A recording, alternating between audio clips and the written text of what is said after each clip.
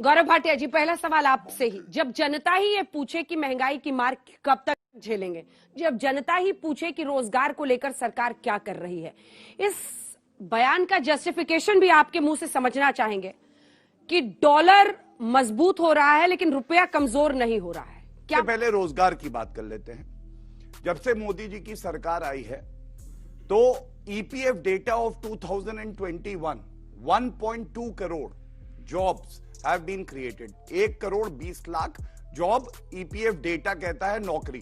साथ में मुद्रा योजना एक हमारी स्कीम है।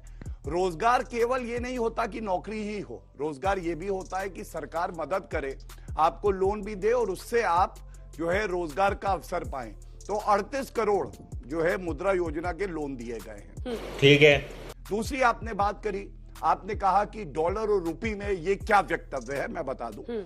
सबसे पहले तो देखिए, जब मार्च 2014 में हमारी सरकार आई, 61-50 में और मार्च के बीच में 61-50 दाम था, ये सबसे ज्यादा गिरा था। ठीक है। और 44-50 था ये मई 2004 में था। तो करीब करीब 17 रुपए का फर्क आया था, गिरावट आई थी। ये 38% है अंजना जी। और हमारे समय में कितना चेंज आया है? 61-50 से 82-38, करीब करीब 21 रुपए का है। ये चेंजेस 30%। आपका इस पर जवाब? मुझे मालूम है इस प्रकार से रुपया इतनी तेजी से गिर नहीं सकता। अरे नेपाल का रुपया नहीं गिरता है, बांग्लादेश की करेंसी नहीं गिरती है, पाकिस्तान की करेंसी नहीं गिरती, श्रीलंका की करेंसी नहीं गिरती। क्या कारण है हिंदुस्तान का रुपया पतला होता जा रहा है? ये जवाब देना पड़ेगा आपको। देश आपसे जवाब मांग रहा है। बात तो सही है। भाइयों बहनों मित्रों, रुपया आईसीयू में चला गया है, अब वेंटिलेटर पे भेज दिया मोदी जी ने। 2 मुद्दे, यूक्रेन की बात कर रहे हैं। 3 महीने पहले ही मोदी साहब ने पार्लियामेंट में खड़े होकर कहा कि पहले की सरकारें विश्व में युद्ध होते थे तो उसके पीछे छुपकर खड़ी हो जाती थी। अब कहां खड़े हो रहे हैं आप? पंडित नेहरू जी के स्टेटमेंट पे कहा था उन्होंने। दूसरी चीज, कोरोना की बात करते हैं। कोरोना से पहले क्या हालत थी? कोरोना से पहले भी बेरोजगारी 45 वर्षों की हाईएस्ट थी। एसएससी और यूपीएससी के, बैंकिंग के तमाम जो एप्लीकेशन फॉर्म थे वो कोरोना से पहले ही बंद हो गए थे। अब वापस मुद्दे पर आते हैं। रुपया आज 83 के पार है, लेकिन आप देखिए रुपया नहीं गिर रहा है, डॉलर ऊपर जा रहा है। अरे भाई, वित्त मंत्री के मुंह से इस तरह का बयान विदेश की भूमि पर मोदी साहब ने भी कहा था कि 2014 से पहले जो लोग भारत में जन्म लेते हैं उनको शर्म आती है भारतीय बताते हुए।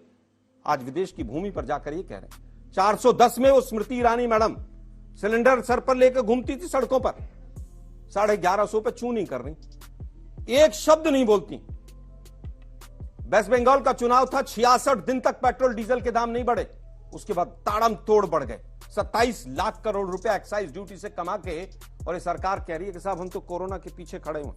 50 लाख से ज्यादा मृत्यु हो गई, और जो हालत हुआ, सुप्रीम कोर्ट और हाई कोर्ट ने जिस तरह की फटकार लगाई कोरोना में, वो आप लोगों ने देखा था। 225 में रुपए किलो में सरसों का तेल बिक रहा है।